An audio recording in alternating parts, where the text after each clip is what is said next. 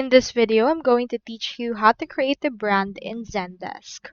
In order to do that, you first need to head over to zendesk.com, and from in there you should be able to see and hear this.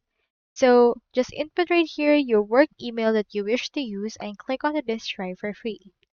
Now you can also log in or sign into your account by clicking onto the sign in option.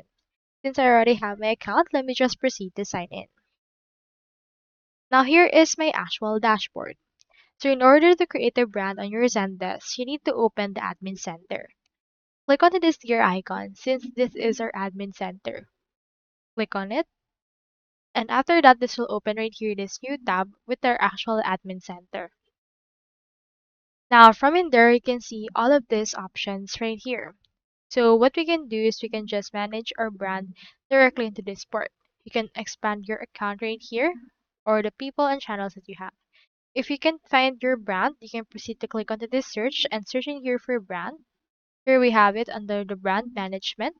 Click on brands right here and it will show you your brand. So for this case, let's proceed to get started. Click on this get started option.